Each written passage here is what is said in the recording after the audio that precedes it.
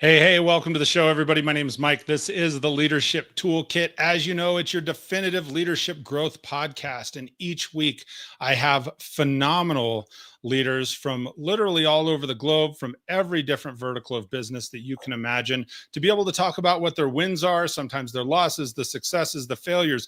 What's the stuff they have plowed through and blasted through to see the success in their business, and what's the stuff they went to plow through and just got knocked on their tail. Sometimes we have that talk, right?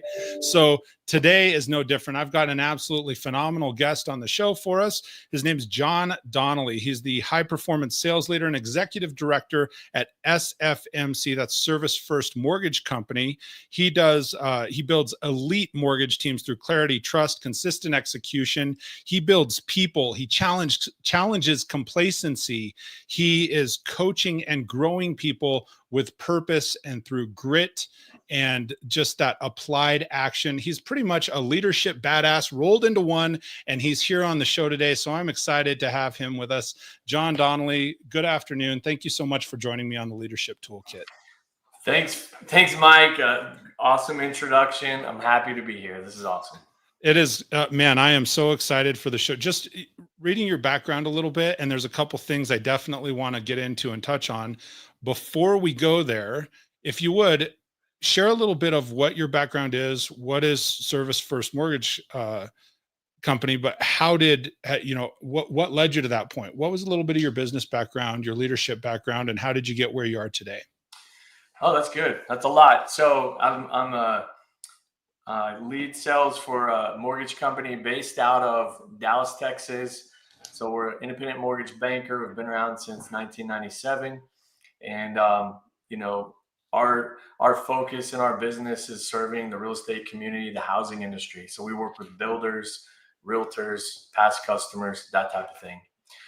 I came into this business in 1998. So I've seen a lot of ups and downs. I've been through the meltdowns. I've been through the COVID challenges, and now the other side of that. So that experience, I guess, of seeing things go up and down multiple times is helping me today to navigate the changes that we're facing right now, which are new headwinds, new changes that we're all trying to figure out. So absolutely. Well, that's one of the massive constants that I've found in business is just about the time that we start to feel comfortable and we think, hey, I got this under control.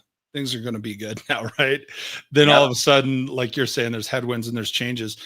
Obviously, we know, being in the mortgage industry from 98, we had a massive, and again, I wasn't on that side of it. I was in automotive sales, but there's this ripple effect from what they were calling an economic downturn, right?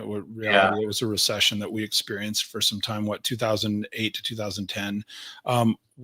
Just real quickly, because you touched on it, you said, hey, we're navigating new headwinds. Is there something that you see coming at us immediately in the mortgage industry in the next year or two? Yeah, I think this is different than that time, but you're definitely pulling on your experience of how you navigated that mortgage meltdown was quicker. We've been navigating these waters since rates went up a couple of years ago. Sure. And so we're like 2 years into it, maybe 2.5 years into some hard times where we lost 75% of the loan officers in 2010 that served our entire industry. Yeah. We're back to that number again almost right now. So our industry has shrunk. And what I remember back then, I kept telling my team, if you just stick it out, there's a lot less forks in the pie. Even though there's less business, we're going to get the business that's out there because there's less competition. And I'm starting to see that play out again. But it took us, instead of a 1-year collapse in 2010 where everything just melted down, this is a couple-year run where it's just slow. It's like the death of 10,000 cuts, And so we're feeling that now where we're kind of settling in. We know who we are, how we're navigating the industry today. And there's a lot of people really winning today. And there's other people that aren't. It's almost like there's no middle ground in production. So either you figured it out or you haven't. And those people that haven't, unfortunately, are having a hard time making our industry. But the ones that have, man, they're having some great times. Their production is up. And some of the ways we're winning, I guess, if you will, Yeah. you said to me is we're going back to the things that we learned when we got in this business. We're going back to meeting people in person and making our sales calls and, holding each other accountable to doing the things that got us here. And so we're trying to remember all those things and go back to the basics a little bit and be sales professionals. Because a lot of times we've been order takers, to be honest. When rates go down as low as they were, you just hang on and answer the phone. Yeah. Well, and it's interesting because we were talking a little bit before we went live. My background, I have 20 years in automotive, and same sort of deal is it's like, well, you got all these tools, man. You got social media and you got these CRMs and AI, right? Everybody's jumped on the AI bandwagon for sure. And I don't necessarily want to go down this path. My background in automotive was digital marketing. And so the crazy thing is when you talk about the digital marketing, I am somebody who I wholeheartedly agree with you that it's like, okay, well, the digital, the social, the tools, all that, that's all great. But there's not a replacement for that human connection. Right. And I think you nailed it. You're saying, hey, we're going back to the basics. So what else besides because you'll find I repeat my guests because one, I want to make sure I get it and I know if I'm learning. Yeah. And I always encourage everybody, if you're listening to the show, you better listen to it with a pen and paper because there's going to be some wisdom bombs dropped in here, I'm sure. So some of the stuff you said, hey, when we're going back to the basics, I think it's a very easy sort of tongue in cheek or cliche statement. I had a friend when I was interviewing him on the show, he says, well, there's lots of stuff that's cliche until it's not. Right. And so when you're saying, hey, we're going back to the basics, I like the fact that you shared specifics. You said we're connecting with people, we're picking up the phone and making sales calls, right? Yeah. You're going to meet people in person. Besides those things, when you're saying that people are winning today, what are a few other aspects maybe within the mortgage industry that you see are creating wins for people?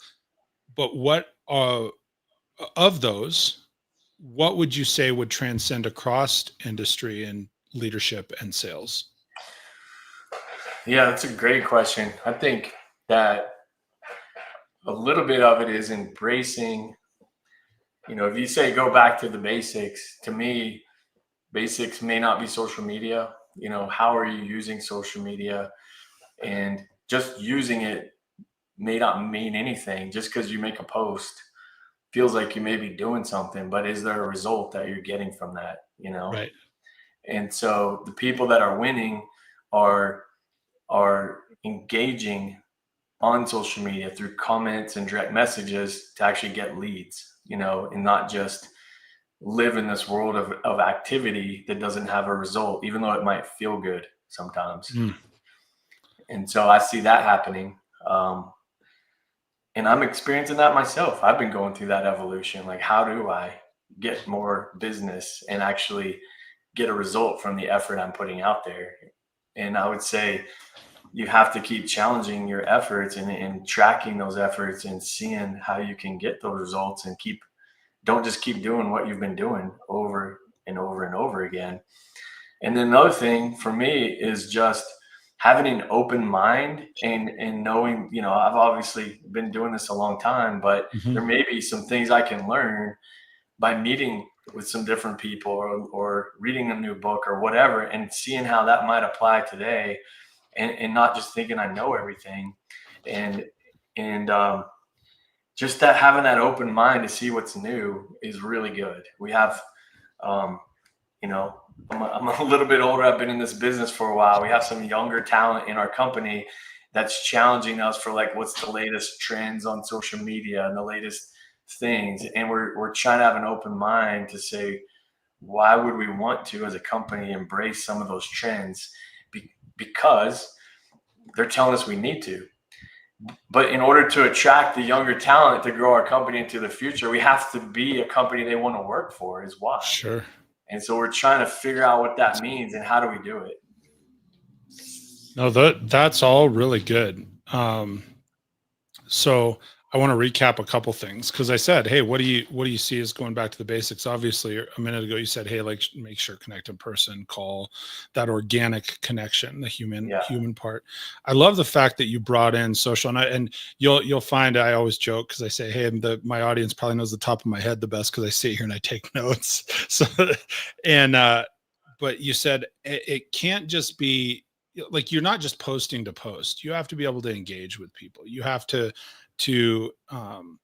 what's the outcome. And what I wrote here is, as you were talking, you sort of want to ask the goal, right? Ask what's the goal. Why am I posting this? Am I posting just to post, or am I trying to attract and engage people? Am I trying to communicate with people? Am I trying to improve somebody's time for engaging with that piece of content?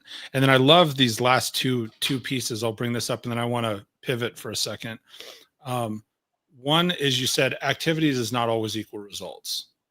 Yeah. And where my head went on that, because for the longest time, and you'll appreciate this, having been in mortgages for a while as an automotive sales for the longest time, you go, well, we got to get all the likes on our Facebook page because we got to make this post. You got to take likes. And I had someone say to me, and I've carried this with me forever. Well, that's cool, but you can't take likes out of the ATM. Like you can't pay bills with likes, right? That's great. So, Exactly. so what is the actual activity? Is the real result that is garnering from producing some content or connecting with somebody online? And then I also love the fact, and you didn't say this specifically, you were saying, hey, listen with an open mind, and you need to be able to learn, especially the younger generation. I just wrote on here, stay teachable. I think we all have to stay teachable. We all have to be impressionable to some point, that it's like, okay, we listen to this younger generation. I also am an older Gen X, and it's one of those things that sometimes, while we're sort of that middle generation that, okay, we'll adopt the technology and we'll do this and we'll try the thing. But I think there's a difference between dipping your toe in it and trying it a little bit and really having an open mind and staying teachable and learning. There is a difference. Yeah, for sure.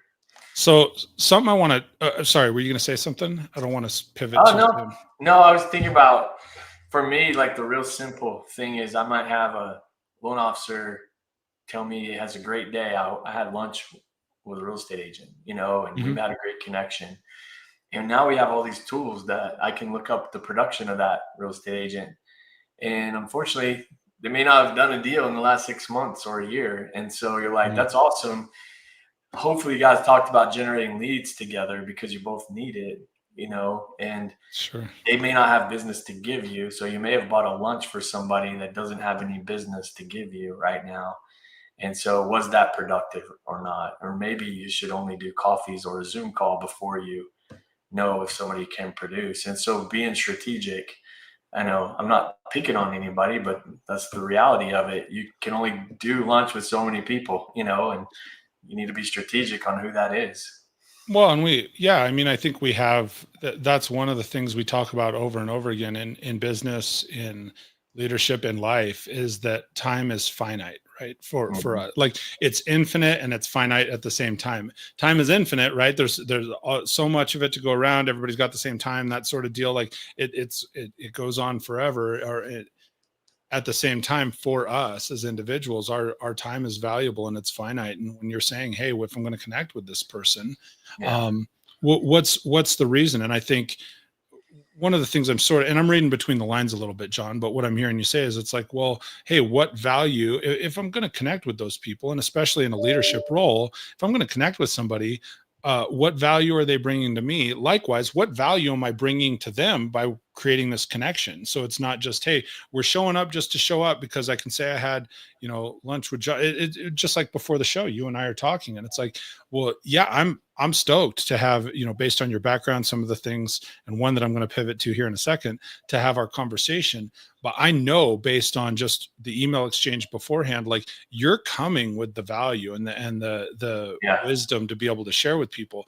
And that is awesome. And we should be approaching a lot of our time that way, in my opinion. So I think that's great. Yeah. Couple things, because I always get ahead of myself, and we're already 15 minutes into the show. Few items I'm going to throw up here on the screen. One, if you want to connect with John on LinkedIn, because LinkedIn is a great way, especially for business professionals. You want to reach out and connect with him. Certainly, you can search for John Donnelly on LinkedIn. It's JohnDonnelly. Correct? I got the spelling right. Just making sure. Yes, sir. And certainly you could type in the bar there, linkedin.com/in/the John Donnelly. So TheJohndonnelly. You can do that and connect with him on LinkedIn. I do that for the benefit if you're listening to the audio podcast later, or certainly if you're watching, I've got it here on screen. One other thing you might consider looking at, sfmc.com/play big. So if you want to, maybe you listen to John, you connect with him, you say, hey man, yeah, I want to be a part of this. I want to play big. I want to be a part of, in either developing, being a part of his companies and so forth. Because I know that's one of the things that we'll talk about hopefully at the tail end of the show, is like recruiting people with integrity and bringing them on board and coaching and growing. So if someone may have an interest in that, go to sfmc.com/play big and they can check that out. So one thing, and this is just how my brain works, John, so you just got to go down the path with me, is it's like we're talking about all this stuff and tech and the background but one of the things that you brought up, and this is so important and it's so valuable for leaders, is I think it is important that we constantly imagine ourselves, we re-find ourselves, for lack of a better term. Relocate, but I would say re-find, I think, is a better sort of definition. We reimagine ourselves and we take time for ourselves. So often leaders are spending time, we're pouring into others, we're growing other people, we're doing all of the things that we see that a good leader should do, right? We get that exemplified for us. One of the things is sometimes we do have to take a step back and we have to pour into ourselves, right? You can't pour from an empty cup, as they say. Yeah. And so I know you are recently back from a climb on Mount Kilimanjaro. Yeah. Yes. So yeah. So tell me, and here's the thing, that like when I first saw that and we first heard about it, we talked about it for a second here earlier. It's crazy because it's like you're running this, you're the high performance sales leader, you're recruiting people, you're bringing people in, you're running the mortgage company. Like you have all the leadership things on your plate, and you're going, hold on, I'm gonna go climb this mountain over here. Just hang on, I'll be back, guys. Yeah, I'll be back, I promise. So tell me about that. Like, what led you to want to do that? Yeah. What was it like? And then what was the experiential piece? What did you gain from that on the way back? And I'm sure I'll have some questions in between, but highlight that for us, man. I think it's fun to talk about. Stop me if there's something you want me to expand on, but rock on, man. No, I love it. It started a little bit of what you just said. It started last year. I read this book called The 12-Hour Walk by Colin O'Brady. It's an amazing book about all the cool things he's done in his life. He's the fastest person to summit the 7 peaks of each continent. He went unassisted across Antarctica, first person to do that, and all these crazy things. And so I read this book, and it challenges you to walk out your front door and go walk for 12 hours. It's kind of like a meditation walk. No music, no friends, no dogs, just walk and keep notes. Okay. And so I read the book, and I think this is important. The next Saturday, I just did it. I didn't really think much of it. I told my wife, hey, next Saturday, I'm leaving at 5:30 in the morning. At 5:30, you can find me on Life 360 on your phone. Pick me up. Don't be late. And I didn't know what was going to happen. I just took some water and some snacks, and I took off. And that day, I took 17 pages of notes. I walked for 30 miles. And what I kind of talked about is something you just said. I was thinking about what's the next best version of myself. I'm turning 50, and it's a transitional time. There's a guy named Bob Goff, and Bob Goff's one of my favorite speakers, favorite people. He has a book called Love Does. And he paints this image of every 10 years, you kind of create the next best version of yourself. And if you think about like your 10-year-old self holding hands with your 20-year-old self, with your 30-year-old self. I was working on my next version of me on that walk. I didn't realize it exactly, but I knew something was going to happen. And on that walk, I was like, hey, I'm turning 50. I'm climbing Kilimanjaro. This is my chance. And part of the reason I decided was because I walked 30 miles that day. I've never even probably maybe done a 10-mile hike, So you did 30. Let me ask here for a sec, just an interjection or a pause. You did 30 miles in 12 hours. And Yes, you right. legit were just like, okay, I finished the book. Next week, I'm taking action. I'm going to walk 12 hours. Yes, that's That's exactly awesome. what happened. And I think that's important because I've talked about this book to so many people in the last year. And I bet 5 people have actually done the walk, but 25 people have said, I'm going to when the weather's right or when I know the path or whatever, Sure. a lot of excuses. I just said, hey, I can do this right now. I'm going. I don't even know what's going to happen, but I'm going to go do it. He inspired me because, you lose the inspiration if you wait too long. And so from that, I had always had this for 10 years. I've had this thought, how cool might it be to go up Kilimanjaro? And it started 10 years ago when I saw Bob Goff, of all people, I'm bringing this up, when he did a keynote speech. And he talked about going up Kilimanjaro. That's a whole nother story. But I thought, that might be cool. So I've had that in my brain. And I'm like, this is the moment. I'm going to get too old. I'm not going to be in good enough shape. And so from there, I started walking a lot more. And then an Instagram ad popped up. There's a new gym down the street from my house where I live. And so I reach out to him. I'm like, hey, I committed to climbing Kilimanjaro next year. I need to get in shape. And so I started going to the gym and I built this community and I got a lot stronger and I started losing some weight and I was getting in shape.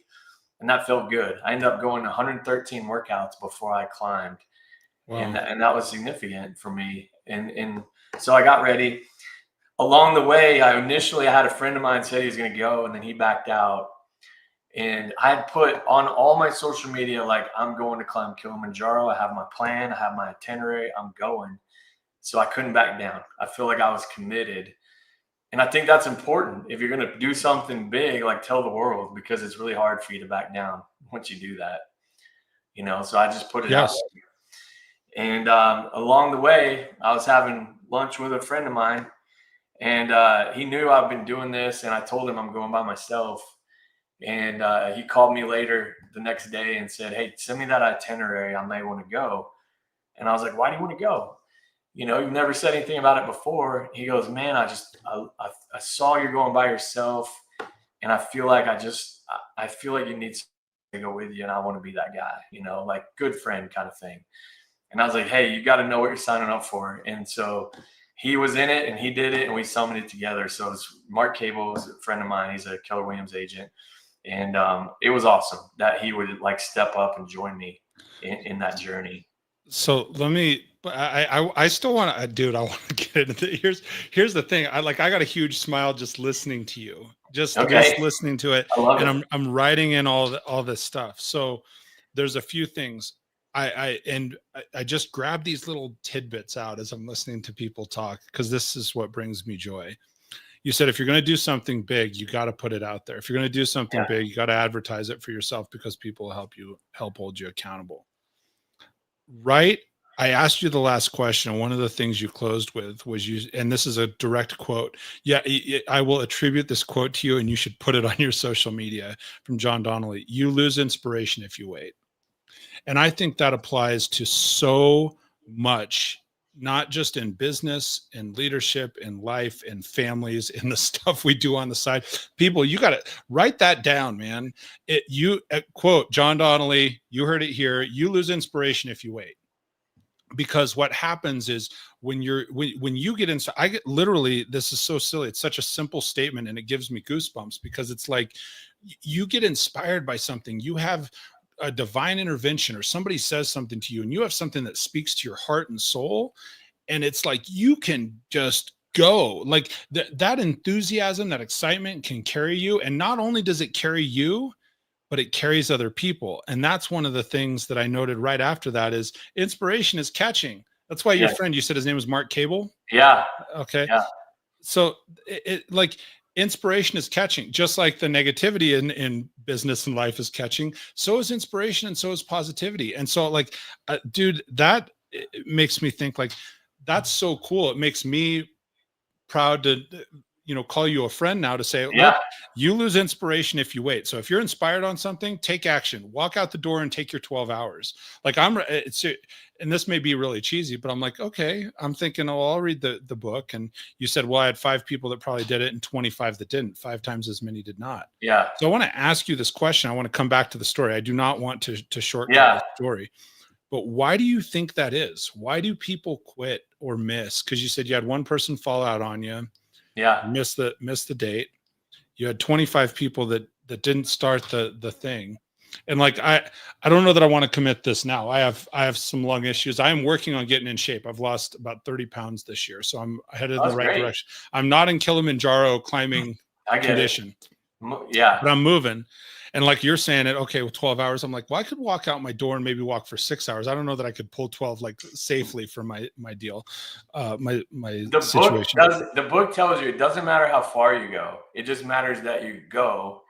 Yeah, And if you need a rest, you rest. If you yeah, walked 5 miles and you rested and you still thought and went through the whole 12 hours, it would be yeah. impactful to you. That's awesome. So I do want to come back to this question though. Why do you, just your opinion, Yeah. and from your background, your leadership expertise, all the people you've coached and grown over the years and that you've impacted, why do you think people quit or miss or just decide not to start? The first thing I think of is because they're afraid to fail. That's what I think of Mm, first. Because it's a big commitment. It's yeah, it's expensive. It was 2 weeks out of work. It was a lot of preparation to get in shape. It's scary because you're going to another country where you don't know what's going to happen. yeah, There's a lot of excuses that you can find that justify why you can't go, you know? And I just wasn't going to let any of those stop me because I felt like I needed to do something. And what you hit on that really resonates with me is when I set that goal, it shaped my thoughts every day, all the time. It when I ate a meal, I thought about my Kilimanjaro. When I went to the gym, it made me get up and go faster. Everything was preparing me for this big goal a year away. And where I find myself today after I've done it is I need that next goal because I'm floundering around a little bit. And it was so good to have yeah, that thing what I think about is like when your vision is really clear, you don't have to know everything to do to get there. You just figure it out and go, and that's what mine was. It was so clear. Like, I'm doing this. Here's my agenda. I've paid for it. The vision is clear. I know what to do now.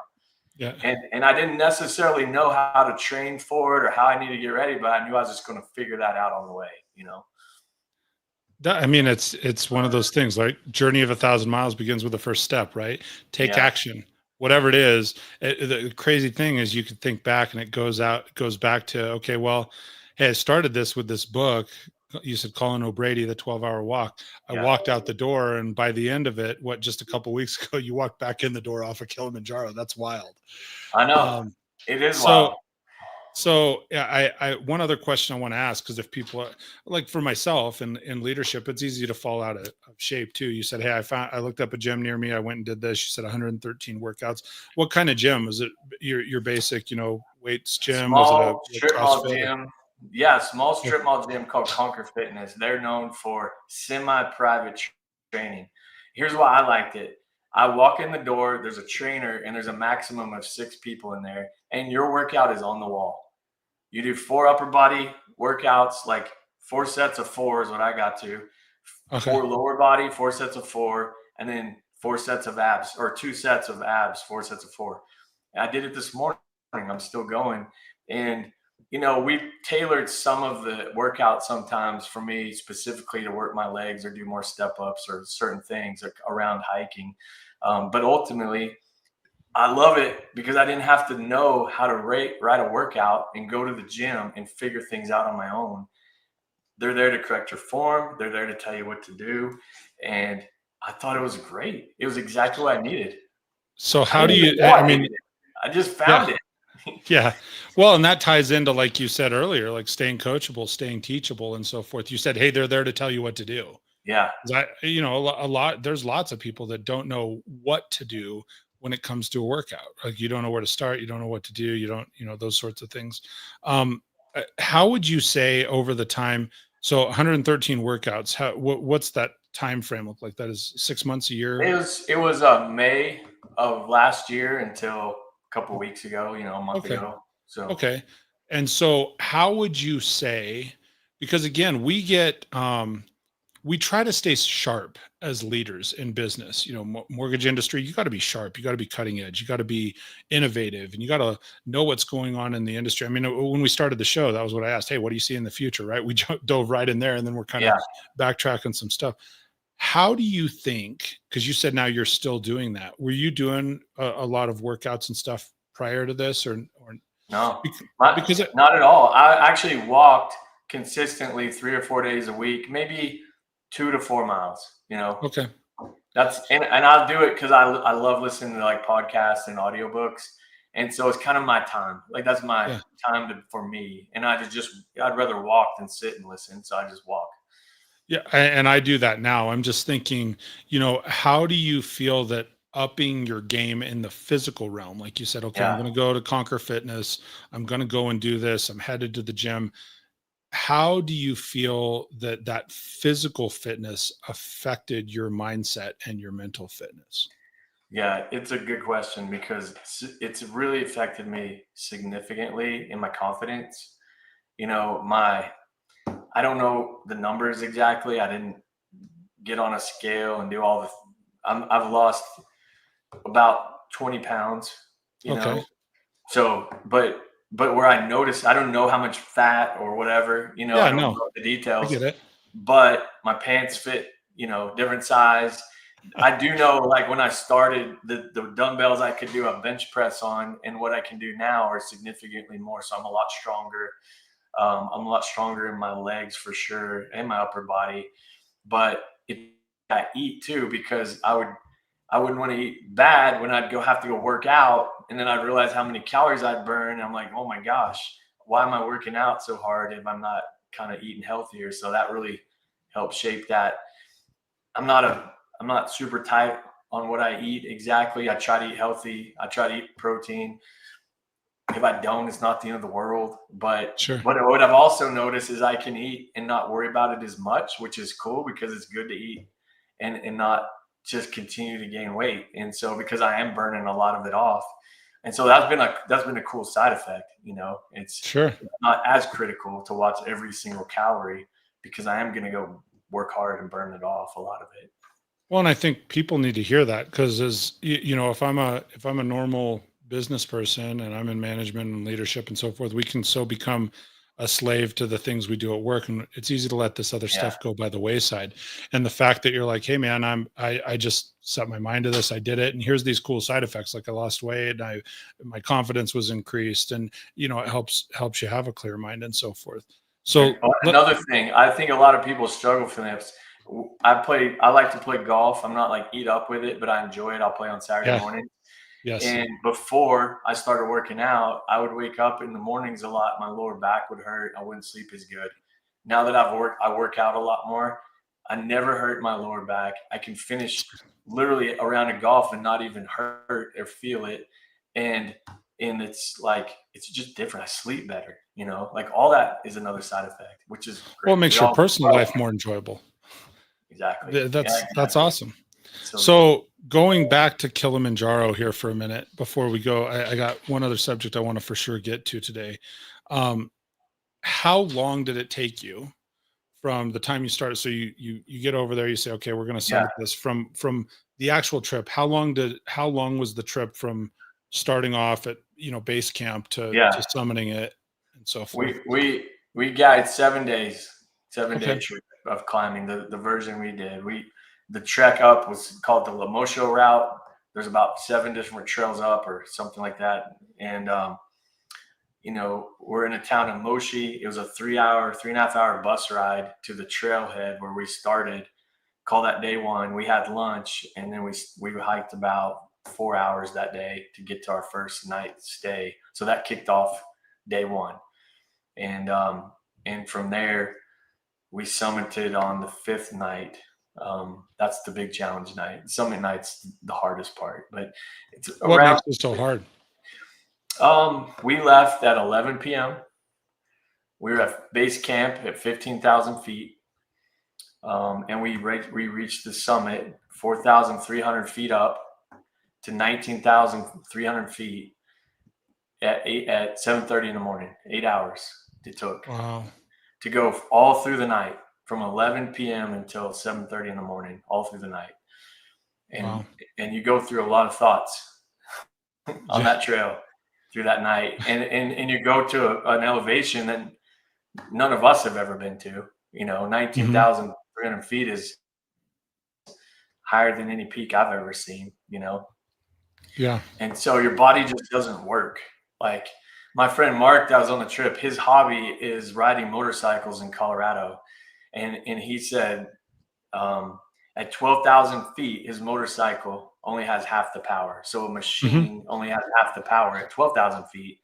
We were about 18,000 feet. And he's like, I feel worse than my motorcycle. I just don't have power, because you don't have oxygen up that high. So your body just doesn't move.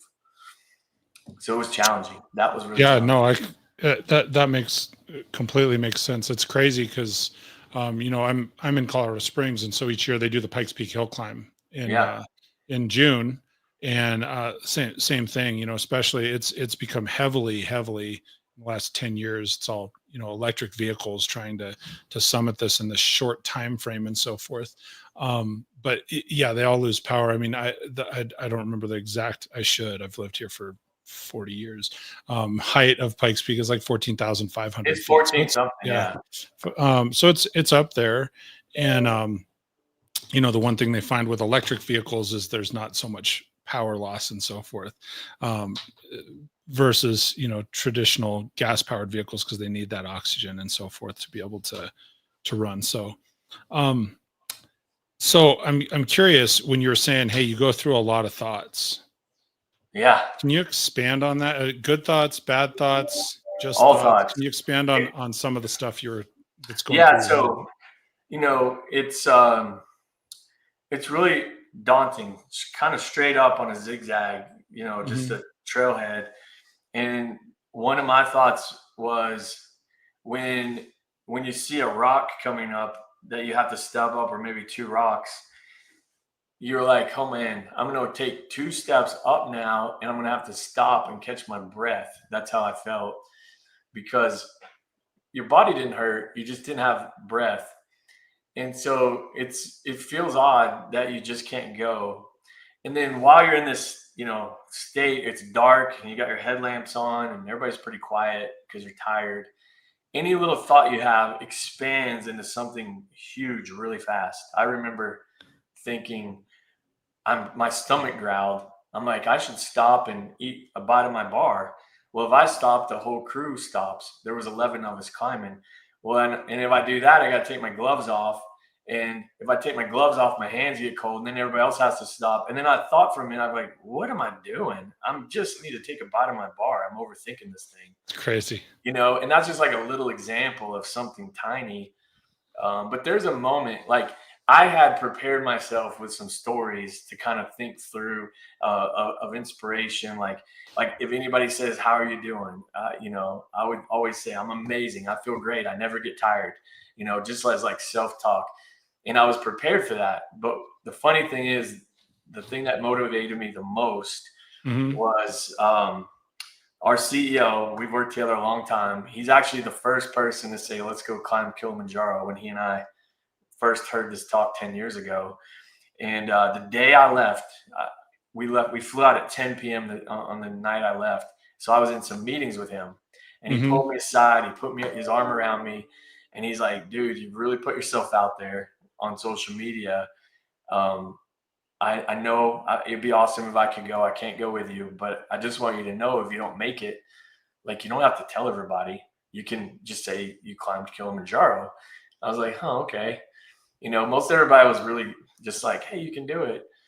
And then in the middle of that night, like 3, 4 o'clock in the morning, when it was the hardest in the dark, his words were what I kept coming back to. And I was kind of like, screw you, dude. I'm making it. Like, Yeah, he was my anger motivator, if you will. I'm that's funny. proving you wrong. And I needed that. Like, I needed that little extra because it took all I had to get up there. Well, it's crazy that you're taking something that is simple that's said from and from a friend, right? Yeah, He's sure. the crazy thing is like you guys have worked together forever at that point, and he's saying something to be motivational or in some way maybe helpful to you. Like, hey, if Yeah. you don't make it up there, it's okay, right? You tell everybody this and that, and so like he's thinking he's being helpful, and it puts this wedge in there. You're like, screw that. I'm Yeah. using No this as a way, dude. springboard to motivate.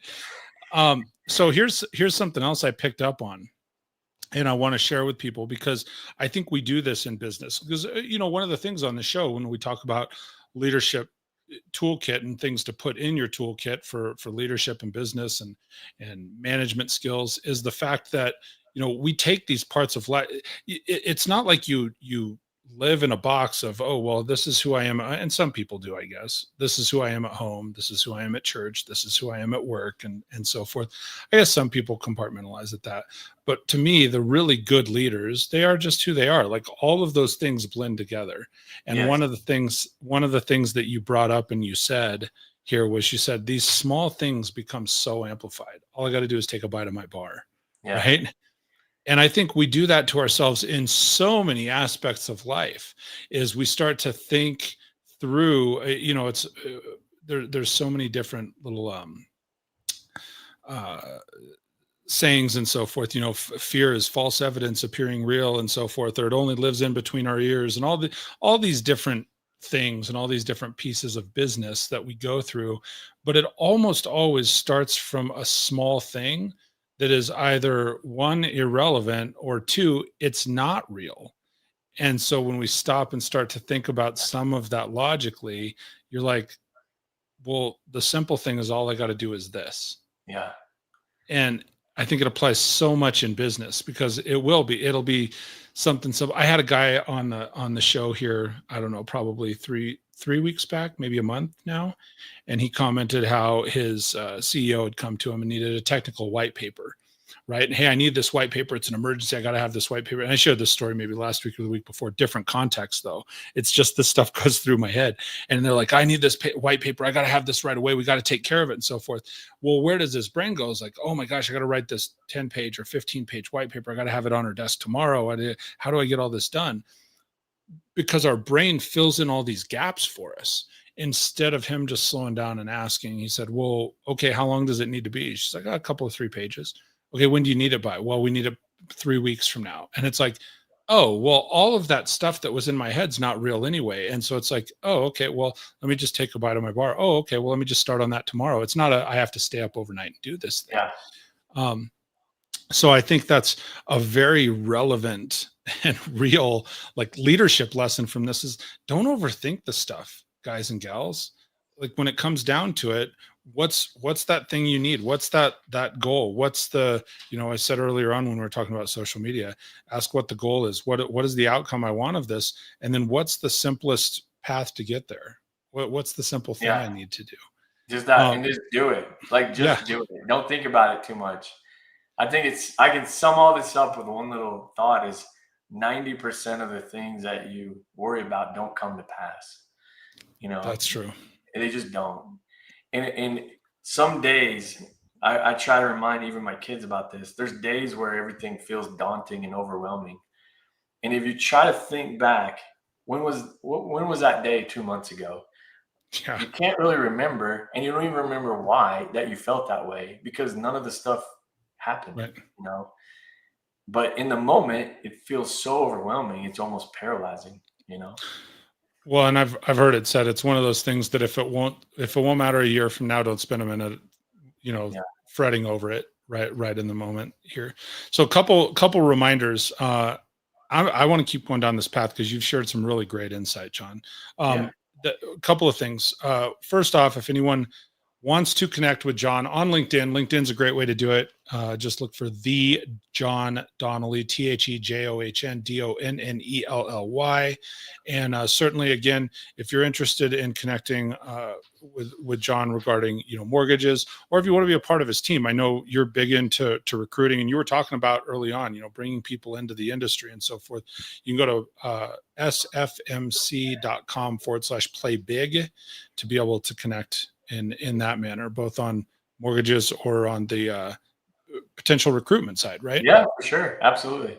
So one more question on Kilimanjaro, and I know we spent a lot of time on this, but there's just so many valuable lessons here that you're able to share with people, because that's not a common, it's not a common Right. thing. It's not like, oh well, hey, I attended this conference one time and this guy said this thing and it was awesome. You're like, hey, I actually planned this out for a year and then went and climbed Kilimanjaro, and during that time here's the realizations that came to pass.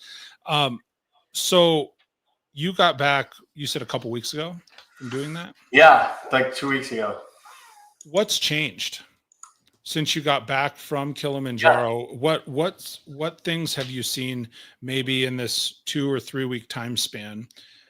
How would you say there that maybe your view or mindset has changed either personally or professionally? What are a few key points that you can say, hey, I did this and I've seen this evolution or this change in my life? Obvious is I did it. So my confidence is good. I actually Sure. did something I said. It's kind of obvious. Do what you say Um, you will. you know, um, but a couple other things. One is I'm interesting, more interesting than I was before. So people want to engage with me more. I think that's important.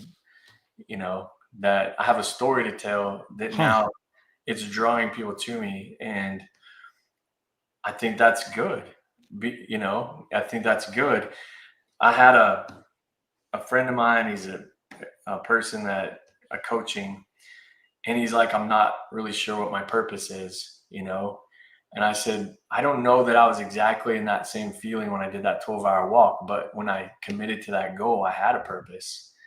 And so my coaching back to you is pick something and go do it. And if you can't figure out what to do, my advice to you would be go help somebody else with their dream or their goal. And along that way, you'll find yours, but don't sit there and do nothing. At least help somebody else find their purpose and do their dream if you can't figure out yours. Because I know going through the process will reveal your next move. Dude, One of that's so good. you know That is so good. I appreciate that. It's still part of the processing I'm going through. What does this all mean to me? And I think my story, I told you, it's kind of still playing out. My gym really rallied around me, and I built a little Facebook page to put a lot of pictures up when we were going up to climb, because people were like, hey, where can I see what you did, or where can I track you? Yeah. And so one of the side effects or things that happened was the mayor of my old town I live in. I live in Trophy Club, Texas, reached out and said, would you come share your story at the next city council meeting? I'm Oh, like, that's awesome. how cool is that? Like, I'm interesting enough to do that. Why? And they're like, no, we feature people in the community and we want to hear your story. And, and some other things have happened. I got asked to consider going to Nepal to a men's, it's like a faith-based leadership outreach, Phenomenal. that I'm considering doing that. There's just some things that are happening or going on that maybe I wouldn't have had that opportunity before. That now, because I'm doing this and talking about it, it's opening the next door, starting that next chapter. But I would say that at the end of the day, my lesson for me is just do things and don't overthink it. That's what's kind of propelling me forward. Is I've been known sometimes to have great ideas but not take action. And in this particular time, I just been doing things. And the more I do it, the easier it gets. Sure. So Well, maybe I because think I'm not afraid to fail as much, or whatever the thing is that's holding you back. sure. you Well, and I know? think it's really powerful. I mean, I think a lot of leaders, a lot of business people do that. Like I, for the longest time, I labeled myself an idea guy. Well, I'm an idea guy. So Yeah. that's okay. That was my way of saying, well, I can come up with the idea, but I don't ever have to actually execute anything. Yeah. Right. And it's like, no, I mean, sometimes you got to pull the trigger and take action. Having ideas is great, but and sometimes they're a good fit for somebody else. Sometimes it is part of being an idea guy or gal.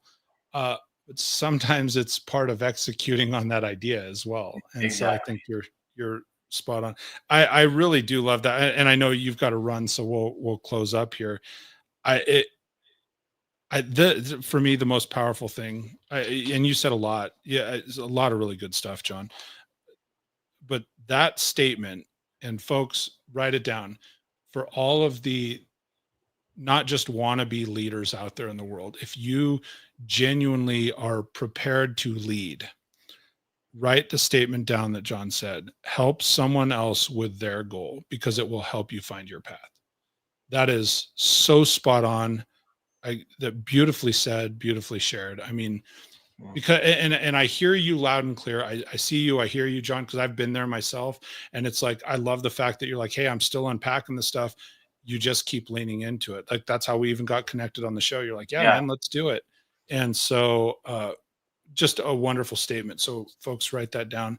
I know we got to wrap here. John, thank you so much for spending Yeah. time with me on the show today. If you would hang tight for just 1 second and I'll take For this out. sure. Okay? Yep. All right. So, ladies and gentlemen, that's going to bring us to a close for another episode of the Leadership Toolkit. I'm going to have John back on because I had 2 more really big things we wanted to go deep on, and I just, didn't get there today. But what a great show. What a great conversation. So much value and wisdom that he shared from, his journey in the mortgage industry, but then legitimately his journey climbing the mountain and how you can sit and distill the information that you're receiving from yourself, or maybe you're receiving from the divine, or receiving from the people around you, and in seeking clarity. I mean, there's just so much good stuff in there. I really, really appreciate you. Thank you to John Donnelly for coming on the show with me. I encourage you, again, look him up on LinkedIn. It's the John Donnelly. Check out his website, sfmc.com/play big. For everybody that's here, do me 2 quick favors. Please throw some thumbs up on the show and share it, because those are the ways that the podcast continues to grow. Just, if you can, most importantly, share it with somebody that needs to hear this message. Somebody in leadership that's struggling and navigating through stuff right now, and maybe John's story will help them navigate their own Kilimanjaro, right? So I would encourage you to do that. So thank you so much, everybody. Until we see you next, stay great. We'll talk soon.